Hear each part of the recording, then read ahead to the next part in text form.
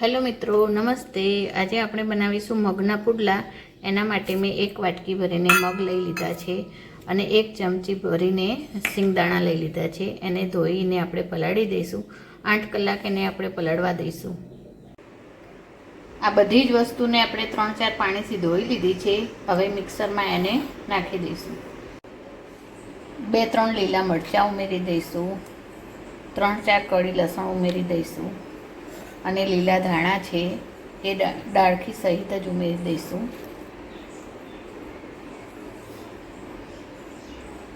સ્વાદ પ્રમાણે મીઠું એડ કરી દઈશું।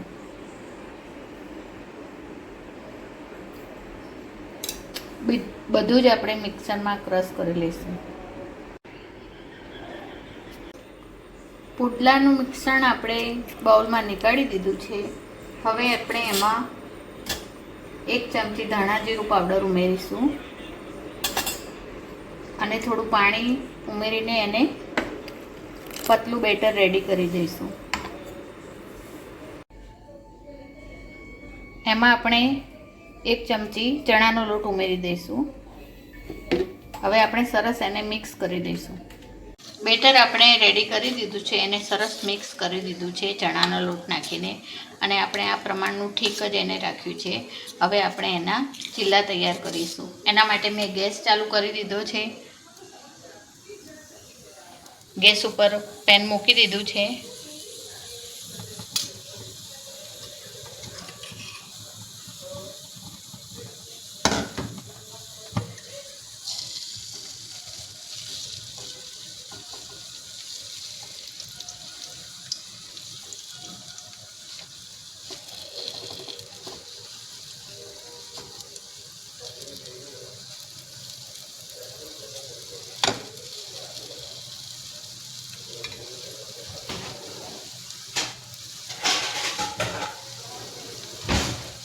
અને આપણે ધીમા તાપે ઢાંકીને થવા દઈશું। આપણે એને પલટાઈ દઈશું।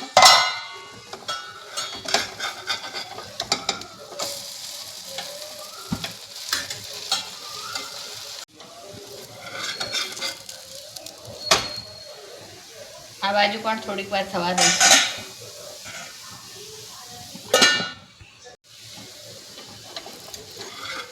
આને આપણે ઉતારી લઈશું અને એવી રીતે બીજો ચીલો પણ રેડી કરી દઈશું। મિત્રો, આ ચીલામાં તેલ પણ એકદમ ઓછું જોઈએ છે અને મગ આપણે જે મગને પલાળીને લીધા છે એ કાચા જ લીધા છે પલાળીને, તો એ પણ એ ખૂબ સારા એવા હેલ્ધી છે અને સવારે જો નાસ્તામાં આપણે ચીલા બનાવીએ તો ચાલે। છોકરાઓને ઘણી વખત મગ નથી ભાવતા હોતા, તો ચીલા હોય તો ખાઈ લે। એને પણ આપણે પલટાવી દઈશું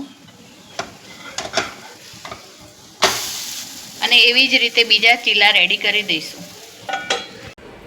તો ચીલા આપણા બધા જ બનીને રેડી થઈ ગયા છે। એકદમ મસ્ત પ્રોટીનથી ભરપૂર મગના ચીલા આપણા રેડી થઈ ગયા છે। ચાલો આપણે એને સર્વ કરી દઈએ। મિત્રો, મારો વિડીયો ગમતો હોય તો વિડીયોને લાઈક કરજો, શેર કરજો ને મારી ચેનલને સબસ્ક્રાઈબ કરજો। ફરીથી નવા વિડીયોમાં મળીશું। જય માતાજી।